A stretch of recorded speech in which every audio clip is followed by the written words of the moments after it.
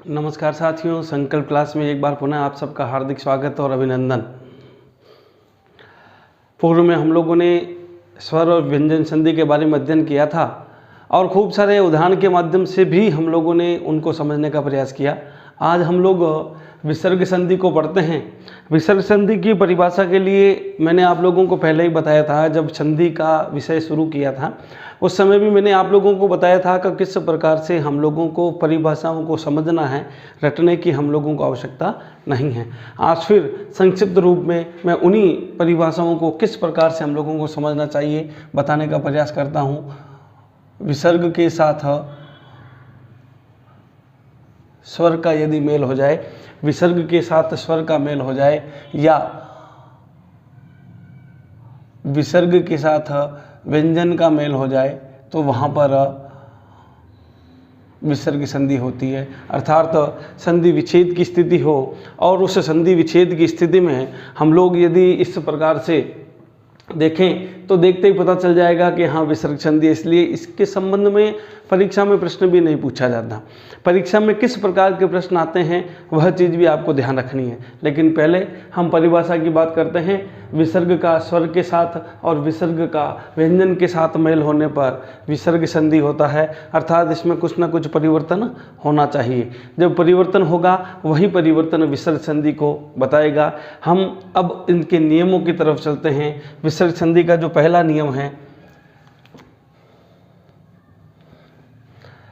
नियम भी बड़े सरल तरीके से समझने का प्रयास आप लोगों को करना चाहिए।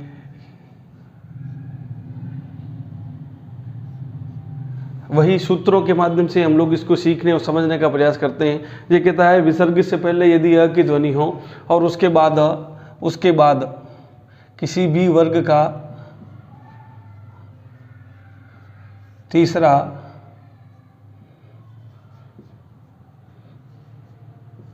चौथा और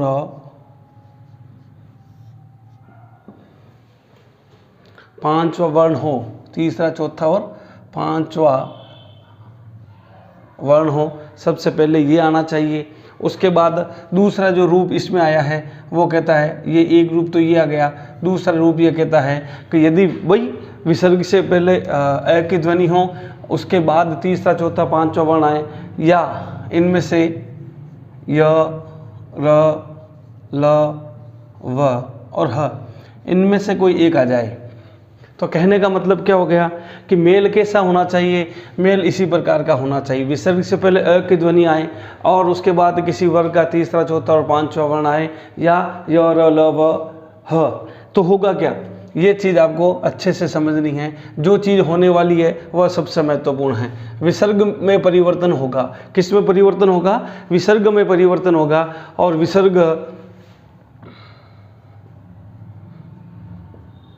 विसर्ग का ओ होगा। क्या होगा? विसर्ग का ओ होगा। एक तो होता है सूत्र के माध्यम से समझना। अब दूसरी जो चीज़ है, सूत्र के माध्यम से तो हम लोगों ने सीख लिया, समझ लिया, सब कुछ आ गया। दूसरा एग्जाम्पल के माध्यम से देखते हैं। एग्जाम्पल के माध्यम से यदि हम लोग देखते हैं तो शब्द लिखा हुआ है यस प्लस दा। तो मैंने आपको पहले ही बताया था किसी भी वर्ग का तीसरा चौथा और पांचवा, तो द किस वर्ग का तीसरा है तो आप सीधा सीधा इसका उत्तर देंगे द त वर्ग का तीसरा है। अब दो चीज़ें आपको ध्यान करनी है। विसर्ग आ गया, विसर्ग से पहले श के अंदर ध्वनि किसकी आई हुई है? आप लोग कहेंगे इसके अंदर अह की ध्वनि आई हुई है। उसके बाद द आ गया। जब इनका मेल होता है, विसर्ग से पहले अ की ध्वनि आए, उसके बाद किसी वर्ग का तीसरा चौथा और पांचवा वर्ण आए, तब आप लोग क्या करेंगे? आप सीधा सीधा परिवर्तन करेंगे। विसर्ग को बदलेंगे। किस में बदलेंगे? ओ में बदलेंगे। विसर्ग को हटाना है, विसर्ग की जगह ओ लेकर आना है और कुछ भी नहीं करना है। इस प्रकार से आप लोग देख सकते हैं कि ये हम लोग विसर्ग संधि को आसानी से सीखा और समझा जा सकता है। एक एग्जाम्पल और लेते हैं।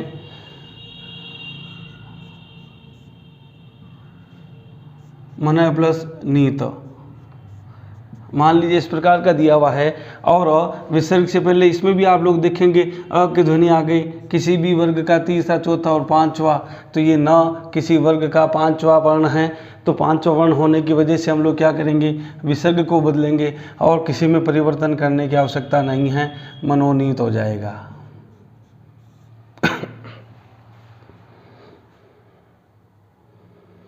चलिए, यह चीज़ आप लोग आसानी से देख और समझ सकते हैं। अब मैं आपको कुछ एग्जाम्पल्स, संधि विच्छेद किस प्रकार से की जाती है वह आप लोगों को करना चाहिए, क्योंकि ये जो शब्द मैं अब लिखने वाला हूँ वो सारे के सारे शब्द परीक्षा में किसी न किसी रूप में पूछा हुआ है।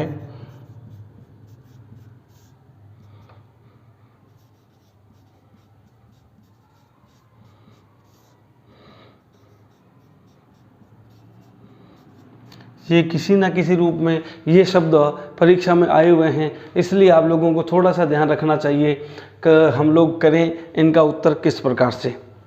तो आइए देखते हैं हम लोग। सबसे पहले आप लोग देखेंगे तो यहाँ पर बीच वाले अक्षर पर, मैंने आपको पहले ही कहा था कि जब भी हम संधि विच्छेद करते हैं तो बीच वाले अक्षर पर, दूसरा आप जब उस शब्द का उच्चारण करते हैं, जब आप उसका उच्चारण करते हैं तब आपको दो शब्दों के मिलने का एक स्थान महसूस होता है। वह जो मिलने का स्थान आपको महसूस होता है वहाँ पर हम लोगों को संधि होना मानना चाहिए कि वहाँ संधि हो रखी है। ऐसा अगर करते हैं तो हमें संधि विच्छेद करने में बड़ी आसानी रहती है। जैसे यहाँ लिखा हुआ है शिरो रेखा, यानी यहाँ शिरो शब्द अलग है और रेखा शब्द अलग है। यहाँ आपको दो शब्द दिखाई दे रहे हैं, एक इधर जा रहा है, एक इधर जा रहा है। तब आप देखेंगे कि किस प्रकार से हमें इसका संधि विच्छेद करना चाहिए। लेकिन यहाँ समझाने से पहले मैं आपको एक चीज़ और बताना चाहूँगा, और वह चीज़ सबसे महत्वपूर्ण चीज़ है। क्यों? क्योंकि आप लोग देखते हैं कि ओ की मात्रा, ये जो चीज़ मैं आपको बता रहा हूँ बहुत इंपॉर्टेंट चीज़ है, महत्वपूर्ण है, परीक्षा की दृष्टि से भी महत्वपूर्ण है, आप लोगों की समझ की दृष्टिकोण से भी महत्वपूर्ण है। देखिए आप लोग कि यहाँ ओ की मात्रा आ रखी है। अब मैं आपसे एक प्रश्न करता हूँ, जो चीज़ें हम लोगों ने पढ़ ली है उस पढ़ी हुई चीज़ के आधार पर मैं आपसे प्रश्न करता हूँ कि ओ की ध्वनि और किस संधि में होती है, कौन सी संधि के नियम में होती है। आप लोग थोड़ा सा अपने दिमाग पर जोर डालेंगे तब आपको ध्यान में आएगा कि हम लोग जब स्वर संधि पढ़ते थे और स्वर संधि में जब हम लोगों ने गुण संधि पढ़ी थी तो उस गुण संधि में भी ओ की ध्वनि आई थी। बात को समझने का प्रयास करना, बहुत बढ़िया चीज़ बता रहा हूँ आपको मैं कि आप लोगों ने देखा कि वहाँ भी ओ की ध्वनि आई थी और यहाँ पर भी ओ की ध्वनि आ रही है। अब क्या यहाँ ऐसे शब्द आ गए, यहाँ ओ की मात्रा आ गई, यहाँ ओ की मात्रा आ गई, यहाँ ओ की मात्रा आ गई, यहाँ ओ की मात्रा आ गई, तो क्या यहाँ पर स्वर संधि का नियम लागू होगा या विसर्ग संधि का नियम? क्योंकि दो ही जगह ओ की मात्रा आती है, एक यहाँ पर आ गई, एक गुण संधि में आ गई। अब आप यहाँ मान लीजिए आप यहाँ पर, आपको समझना है, मैं प्रैक्टिकली समझाने का प्रयास कर रहा हूँ। मान लीजिए आप लोग यहाँ पर वही स्वर संधि को मान लेते हैं, तो मैं इसको यहाँ करके दिखाने का प्रयास करता हूँ। मान लीजिए शिरो रेखा शब्द मैंने यहाँ लिखा है, शिरो रेखा, ये जो शब्द मैंने आप यहाँ लिखा है। अब आप कहते हैं कि यहाँ पर ओ की मात्रा आई है, और ओ की मात्रा कब आती है? स्वर संधि में, और वो भी गुण स्वर संधि में, जब ध्वनि अ या आ की होगी और उसके बाद ऊ या ऊ होगा। यही करना पड़ेगा, तब आप इसमें संधि विच्छेद करते हैं। यहाँ पर जब आप संधि विच्छेद करेंगे तो इन्हीं में से किसी को लेकर आएंगे। तो चलिए मान लीजिए आप लोग आगे तो सिर लेकर आ गए, फिर आगे ऊ या ऊ को लेकर आना पड़ेगा। ऊ रेखा, या आपके सामने शब्द बनेगा ऊ रेखा।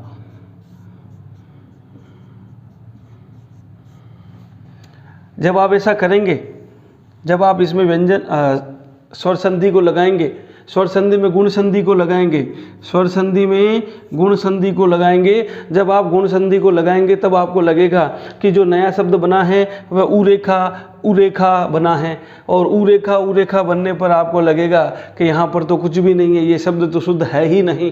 तो यहाँ ऐसी ओ की ध्वनि आने के बावजूद भी ओ की ध्वनि आने के बावजूद भी आप यहाँ गुण संधि को नहीं लगा सकते। जब आप यहाँ गुण संधि को नहीं लगा सकते तब आपका दिमाग दौड़ेगा वापस किसकी तरफ दौड़ेगा? विसर्ग संधि की तरफ दौड़ेगा। और जो ही विसर्ग संधि की तरफ दौड़ेगा तब आपको दिमाग पर ज़्यादा जोर देना नहीं है, क्योंकि विसर्ग संधि में संधि विच्छेद करते समय बहुत आसान है। ओ की मात्रा को हटाना है, ओ की मात्रा को हटाकर केवल विसर्ग लेकर आना है और कुछ भी नहीं करना है। ओ की मात्रा हटा दिया, विसर्ग लेकर आ गए, पीछे वाले शब्द में कोई भी बदलाव नहीं करना, शब्द बन गया सिरह प्लस रेखा। तो यही चीज़ इस संधि में सबसे महत्वपूर्ण थी। और अभी तक मैंने आपको जो चीज़ें पढ़ाई है, आप लोग ईमानदारी से यदि हमारे वीडियो को देखते हैं तो आपको लगेगा कि कंपैरेटिव स्टडी किस प्रकार से की जाती है, तुलनात्मक अध्ययन किस प्रकार से किया जाता है। यहाँ ऐसा शब्द जब मैंने आपके सामने रखा है तो आप को लगेगा कि वास्तव में ही जब ओ की मात्रा दो संधियों में आती है, दो संधियों में ओ की मात्रा आती है, तो हम लोगों को उत्तर किस प्रकार से करके देखना चाहिए। दूसरा विकल्प भी रहेगा, सबसे बड़ी बात यह है। लेकिन मैंने आपको कंपैरेटिव पढ़ाया है, तुलनात्मक अध्ययन कैसे करते वो चीज़ बताई है, पहले भी मैंने ये चीज़ बताई थी। अब इनमें संधि विच्छेद करना है, कितना आसान है आप लोग खुद देख सकते हैं। आपको ओ की मात्रा को हटाना, केवल और केवल ओ की मात्रा को हटाकर विसर्ग को लेकर आना है। फिर पीछे जय बचा हुआ है, केवल जय लिख दीजिए। वैसे ही विसर्ग पूरा और हित लिखा हुआ है तो हित लिख दीजिए। ऐसे ही मनः लिखा हुआ है और बल लिखा हुआ है तो शब्द हो गया मनः बल। तो आप लोग खुद देख सकते हैं कि मैंने कितने आसानी से, कितने सरल तरीके से आपको विसर्ग संधि का पहला नियम, वो भी तुलना के आधार पर कि ओ की ध्वनि गुण संधि के अंदर भी आती है, लेकिन हमें संधि विच्छेद करते समय इन 4 विकल्प का ध्यान रखना चाहिए। 4 विकल्प का ध्यान करेंगे तो सारी चीज़ क्लियर हो जाएगी। तो ये चीज़ आपको समझना है। आप लोग इसका स्क्रीनशॉट लीजिए।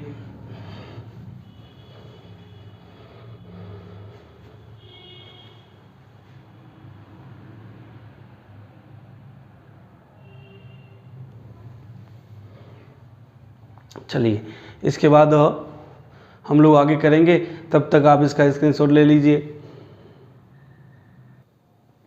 चलिए हम आगे देखते हैं, नियम नंबर 2 की तरफ चलते हैं। आपने उसका स्क्रीनशॉट ले लिया होगा। अब नियम नंबर 2 क्या कहता है, उस नियम नंबर 2 को देखिए। ये दोनों ही नियम जो मैं आपको करवा रहा हूँ, ये दोनों ही नियम विसर्ग संधि की दृष्टि से सबसे महत्वपूर्ण है। इनसे प्रश्न विसर्ग संधि का आएगा तो पूछा ही जाएगा, ये आप मान के चलिए। अब ये क्या कहता है, अपना जो अगला नियम कहता है, विसर्ग संधि में विसर्ग से पहले ई और उ तीनों में से कोई एक आ जाए। उसके बाद ये कहता है कोई भी स्वर आ जाए। फिर ये कहता है किसी वर्ग का तीसरा, चौथा और पांचवा वर्ण आ जाए। फिर ये कहता है य, र, ल, व, ह, इनमें से कोई एक आ जाए। पहले हमने जब पढ़ा था तो उसमें क्या था, विसर्ग से पहले अ की ध्वनि थी और उसके बाद तीसरा, चौथा, पांचवा य, र, ल, व, ह, ये 2 ही थे। अब कौन आ गया, अब ये कहता है कि विसर्ग से पहले ई और उ, इन तीनों में से कोई एक होगा। फिर एक चीज़ और बढ़ गई, स्वर बढ़ गए। करना क्या है, ये सबसे इंपॉर्टेंट चीज़ है, सबसे महत्वपूर्ण प्रश्न पूछा ही जाता है। र बन जाएगा, वो भी कौन सा, आधा र बनेगा, रेफ रूप वाला र बनेगा। ये आपको ध्यान रखना है। र के जो रूप मैंने आपको बताए थे, समझाए थे, उनमें से एक चीज़ ये है कि यहाँ र रेफ रूप में आ जाएगा। अब आप लोग देखिए और समझिए कि किस प्रकार से इसके उत्तर हम लोगों को करने चाहिए और किस प्रकार के प्रश्न परीक्षा में पूछा जाता है।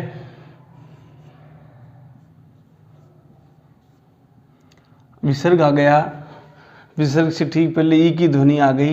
ये कन्फ्यूज करने वाली चीज़ है, इसलिए आप लोग देखें कि यहाँ ये जो ध्वनि आई है विसर्ग की ई के साथ आई है, ह के साथ नहीं है, ये आपको ध्यान रखना है। फिर शब्द दिया हुआ है दर्शन।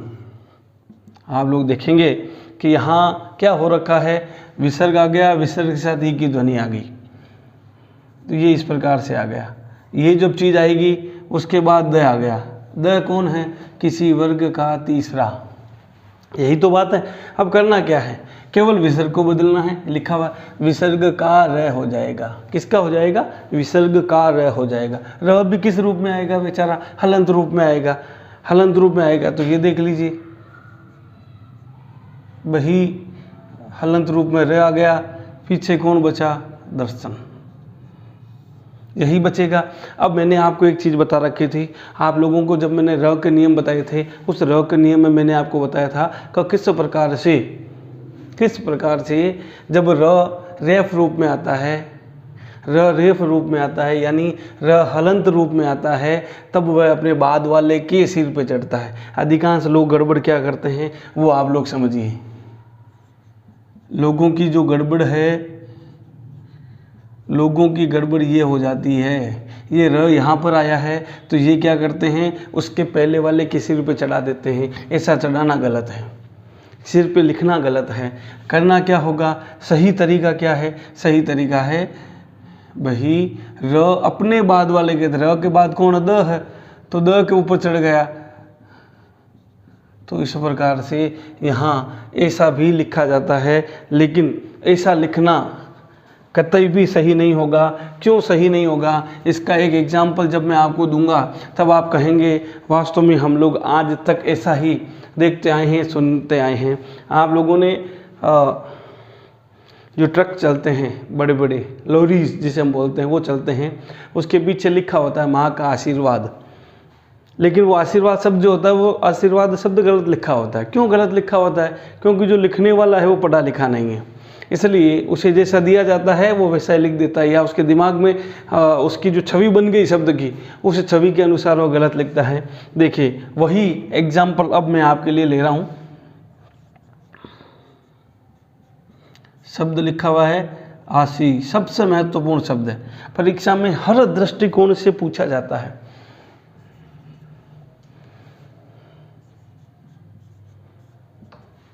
लिखा हुआ क्या है? विसर्ग से पहले ई, यानी विसर्ग और ई, ये विसर्ग और ई, फिर कौन आ गया? वह आ गया।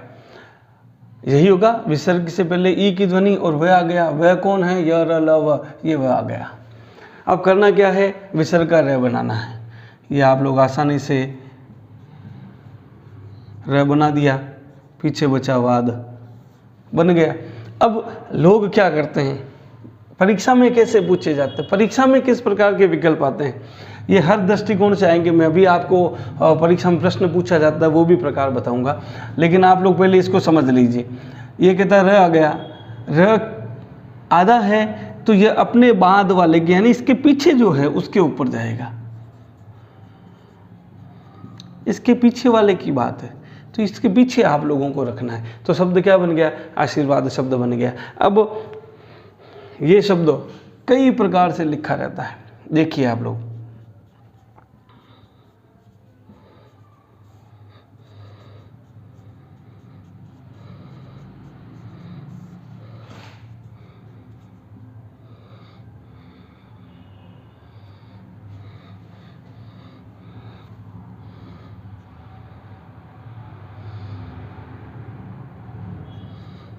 कई प्रकार से यह शब्द लिखा रहता है। एक शब्द ही आपके ऊपर लिखा हुआ ही है, तो इस प्रकार से शब्द लिखे हुए रहते हैं। और जब हमारे ध्यान में नहीं होता तो हम किसी इनमें से किसी एक को टिक करके ठीक मान लेते हैं।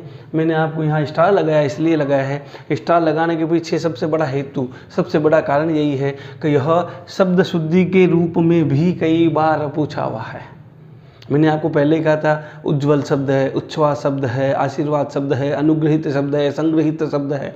ये सारे के सारे शब्द परीक्षा में कई बार पूछे हुए हैं। इसलिए आप लोग भी इसका थोड़ा सा ध्यान रखते हुए इस शब्द को देखिए कि ये किस प्रकार से शब्द बनता है, कैसे इसके उत्तर को, कैसे शब्द के निर्माण की स्थिति है, वो आप लोगों को समझना चाहिए। शुद्ध रूप यही है, ये सारे के सारे गलत हैं, अशुद्ध हैं। ऐसा ही एक एग्जाम्पल और देता हूं। आशी प्लस वचन, आशी प्लस वचन होगा तो शब्द क्या बन जाएगा?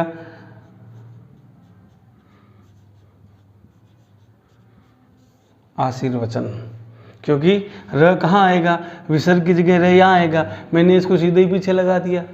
डायरेक्ट करने का प्रयास भी करते हैं। कुछ एग्जाम्पल अब आप लोग संधि विच्छेद के रूप में भी ले सकते हैं। और ये मैंने आपको पहले ही बताया था, मैं जो भी शब्द आपको दे रहा हूँ वह सारे के सारे शब्द परीक्षा की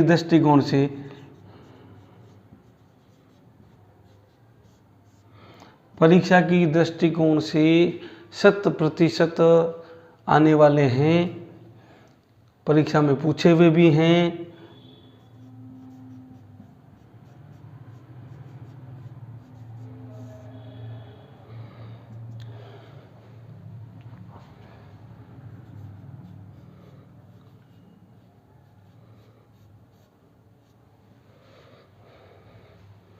ये देखिए, ये परीक्षा में पूछे हुए प्रश्न है। अब आप खुद देखिए, हम लोगों को करना क्या है, दो शब्द धनु धर, धर पीछे वाला, मैं पीछे वाला और भुज पीछे वाला, ऊपर कौन आ गया, रेफ रूप आ गया। अब आप देख लीजिए, इनमें से कोई ना कोई आया हुआ है। अब इनमें से कोई आया है तो आपको संधि विच्छेद करते समय केवल और केवल विसर्ग को लाने का काम करना है, इसके अलावा किसी को भी लाने का काम नहीं करना है। धनु प्लस धर, ज्योति प्लस मैंने पहले ही कहा था, परीक्षा के दृष्टिकोण से र को हटा दिया, र को हटाने के बाद विसर्ग लेकर आगे संधि विच्छेद हो गया।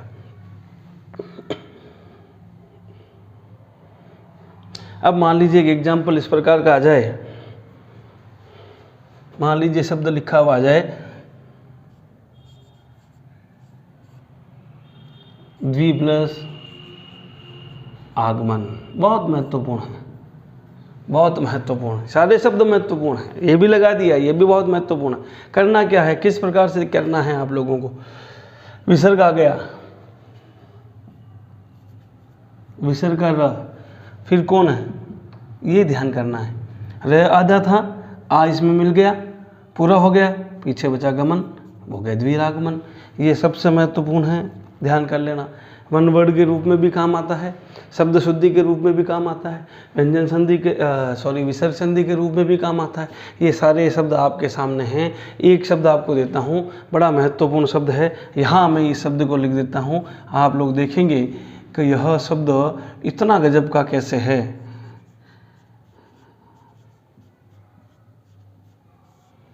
ये शब्द देख लीजिए, बहुत इंपॉर्टेंट शब्द है, आप लोगों को भी थोड़ा सा चक्कर में डालेगा। ये कहता है कि धनु ज्ञान। ये देखो शब्द ज्ञ है, ज्ञ है तो आप कहेंगे यहाँ ज्ञ का तो कोई काम ही नहीं है। आप लोग यही कहेंगे ना, ज्ञ का तो कोई काम ही नहीं है, ज्ञ का काम नहीं है। लेकिन ये जो बना है, इसके बनने की प्रकृति ज और य से है।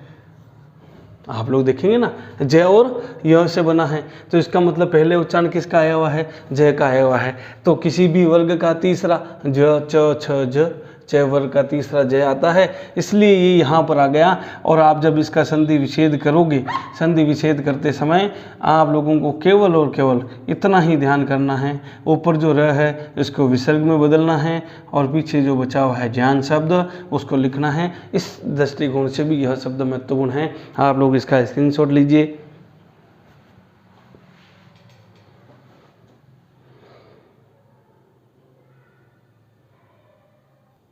आप लोगों ने उसका स्क्रीनशॉट ले लिया होगा। अब हम लोग चलते हैं, दो बड़े नियम सीखने के बाद अब तीसरे नियम की तरफ चलते हैं। छोटा सा नियम है, 2-4 एग्जाम्पल्स उसके होंगे और आप लोगों को लगेगा कि ये बहुत ही सरल नियम है, लेकिन उसमें भी थोड़ी सी सावधानी हम लोगों को रखनी है। तीसरा नियम क्या कहता है, विसर्ग से पहले यदि अ की ध्वनि आ जाए, विसर्ग से पहले अ की ध्वनि आए, उसके बाद अन्य कोई सा भी स्वर आ जाए, तो केवल परिवर्तन एक ही होगा, वो होगा विसर्ग का लोप, अर्थात विसर्ग को गायब करना है, कुछ भी नहीं करना। और आप लोगों ने यह शब्द कई बार देखा होगा, अतः एव क्या लिखा हुआ है, विसर्ग से पहले अ की ध्वनि आ गई और उसके बाद कोई सा भी स्वर आ गया, ए आ गया। इतना ही काम है, दो ही चीज़ें देखनी है, विसर्ग से पहले अ या अन्य स्वर कोई सा भी आ जाए, तब आपको इतना ही ध्यान करना है, विसर्ग को हटाना है।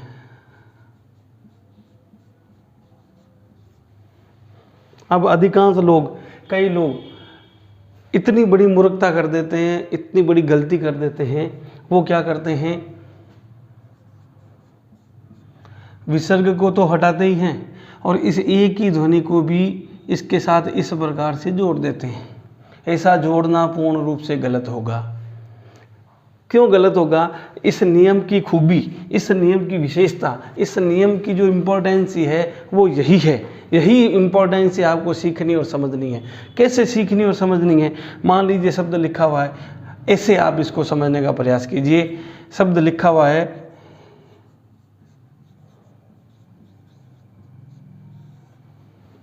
समझने का प्रयास कैसे करना? इस प्रकार से समझने का प्रयास करना। ये कहता है कि दो शब्द इस प्रकार से पास पास लिखे हुए हैं, संधि विच्छेद कैसे करें, इसमें किस प्रकार की संधि का नियम है, उसे कैसे सीखें, कैसे समझें, वह चीज़ मैं आपको अभी समझा रहा हूँ। ये कहता है मान लीजिए इस प्रकार का कोई शब्द लिखा हुआ है, उस शब्द में एक स्वर है, लेकिन वह स्वर अपने आगे वाले शब्द के साथ, आगे वाले अक्षर के साथ जुड़ा हुआ नहीं है। ध्यान से सुनना, एक स्वर दिया हुआ है, वह स्वर अपने आगे वाले के साथ जुड़ा हुआ नहीं है। क्यों नहीं जुड़ा हुआ है? तब आपके दिमाग पर ये क्यों नहीं जुड़ा हुआ, यह प्रश्न जो ही बनेगा त्यों ही आपके ध्यान में आएगा, अरे यहाँ तो विसर्ग संधि के होने की संभावना है। यही इंपॉर्टेंस है इस नियम की। स्वर है, इसमें भी स्वर है, या तो दोनों स्वर आपस में मिलकर एक ध्वनि का निर्माण कर देते, लेकिन ऐसा हुआ नहीं। जब ऐसा नहीं होता, फिर एक चीज़ और देखनी, इस सम में कौन आया हुआ है?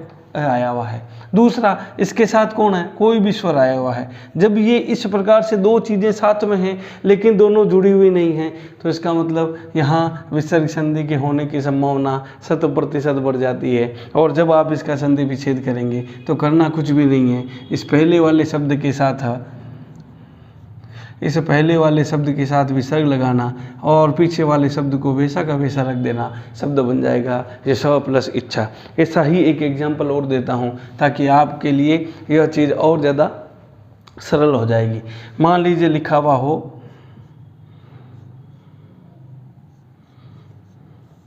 तत्एव, लिखा हुआ है तत्एव, वही चीज़ है। ये दोनों मिले क्यों नहीं? आपके दिमाग में ऐसा प्रश्न आना चाहिए। प्रश्न नहीं आ रहा है तो गड़बड़ है, लेकिन ऐसा प्रश्न बनना ज़रूरी है। जो ही आपके दिमाग में आएगा तब आप कहेंगे ये नियम तो अलग है, तत् और एव दो अलग अलग लग रहे हैं। तब आप इसमें संधि विच्छेद करते समय तत् और एव कर देंगे। ऐसा ही एग्जाम्पल यदि आप और लेना चाहते हैं तो एक एग्जाम्पल और ले लीजिए।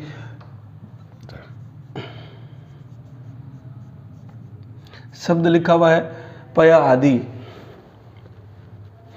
जब ये लिखा हुआ है तब आप लोग क्या करेंगे, अरे यहाँ पर अ और यहाँ आ दोनों मिल जाने चाहिए, मिले नहीं। क्यों नहीं मिले? क्योंकि यहाँ संधि स्वर नहीं है, यहाँ विसर्ग संधि है। जब दो स्वर पास में हैं लेकिन उसके बावजूद उसमें किसी प्रकार का मेल आपको नज़र नहीं आ रहा है, दोनों स्वर आपको दिखाई दे रहे हैं, तब वहाँ विसर्ग संधि होने की संभावना रहती है। तो आपको संधि विच्छेद करते समय पय प्लस आदि, इस प्रकार से आप लोग अपने इस तीसरे नियम को देख सकते हैं। चारों ही शब्द महत्वपूर्ण है, परीक्षा में पूछे हुए हैं। आप लोग इसका स्क्रीनशॉट लीजिए।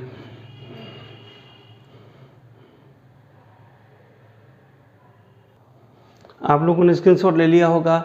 आज का हम अंतिम नियम, चौथा नियम पढ़ते हैं। और उसे चौथे नियम में क्या कहते हैं, देखिए बड़ा महत्वपूर्ण नियम है। नियम क्या कहता है? विसर्ग से पहले अ की ध्वनि आ जाए और उसके बाद अ आ जाए। ध्यान से सुनना और समझना, बहुत ही इंपॉर्टेंट नियमों में से एक है। विसर्ग से पहले अ की ध्वनि, विसर्ग के बाद अ आ जाए, तब क्या करना है? दो काम साथ में होंगे। पहला काम कौन सा होगा? विसर्ग का तो ओ में कन्वर्ट करना है, यानी बदलना है, विसर्ग को ओ में बदलना है। दूसरा क्या करना है? ये जो दूसरा अ दिया हुआ है, इस अ का लोप करना है। होता क्या है वास्तव में, वो चीज़ भी हम लोग देखेंगे, लेकिन अभी नियम के अनुसार आप लोगों को इस प्रकार से ये काम करना है। क्या होने वाला है वह भी हम लोग अभी सीख लेते हैं। मना प्लस अभिलाषा सबसे महत्वपूर्ण शब्दों में से एक है। इस शब्द को देखना चाहिए, संधि विच्छेद करते समय भी हम लोगों को ध्यान करना चाहिए। ये कहता है विसर्ग से पहले अ की ध्वनि आ गई, विसर्ग के बाद अ आ गया, तब आपको सबसे पहले तो विसर्ग को बदलना, ये विसर्ग को बदलना ओ में बदल दिया। फिर इसको हटाना है, बचावा बिलासा।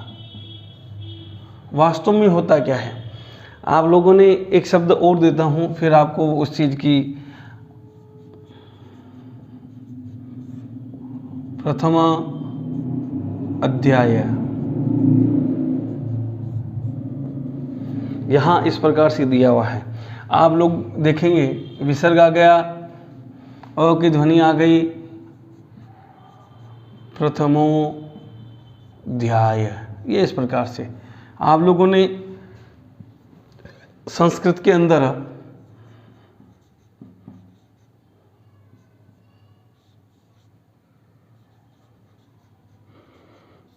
इस प्रकार से लिखा हुआ देखा होगा।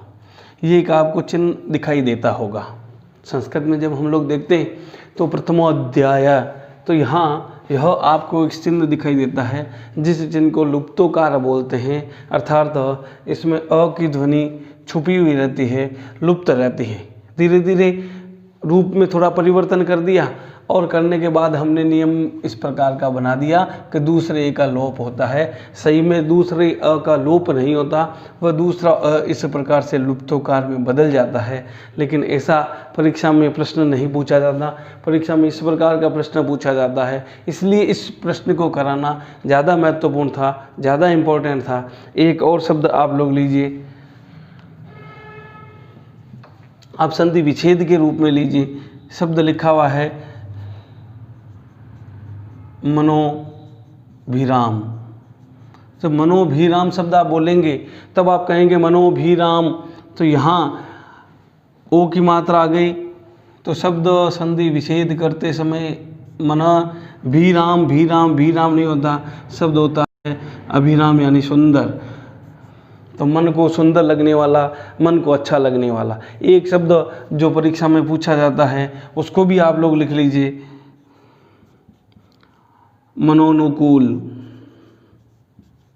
यह भी परीक्षा की दृष्टिकोण से महत्वपूर्ण शब्दों में आता है। अब आप जब इसका देखते हैं तो यहाँ क्या हो रखा है, ओ की मात्रा आ रखी है। जब ओ की मात्रा आ रखी तो आप सीधा सीधा क्या करेंगे, मना करेंगे।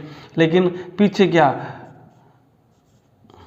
नुकूल ऐसे शब्द लिखेंगे, आपको अ को वापस लाना पड़ेगा। ये जो अ, दूसरे अ का जो लोप आप लोगों ने किया है, संधि विच्छेद करते समय अ को लाना पड़ेगा, और ओ जो बनाया था विसर्ग की जगह, तो विसर्ग को वापस लाना है, ओ को हटाना है। तो इस प्रकार से आप लोग देख सकते हैं कि हमने आज विसर्ग संधि के 4 नियम, और चारों ही महत्वपूर्ण नियम हैं, परीक्षा की दृष्टिकोण से सबसे ज़्यादा इम्पोर्टेंट नियम। आगे हम लोग जिन नियमों को पढ़ने वाले हैं वह सारे के सारे 100 से संबंधित नियम हैं, तो 100 के संबंध के नियम को हम आगे पढ़ेंगे। यदि हमारा कंटेंट्स आपको अच्छा लगता है तो आप लाइक कीजिए, शेयर कीजिए, सब्सक्राइब कीजिए। धन्यवाद। जय हिंद।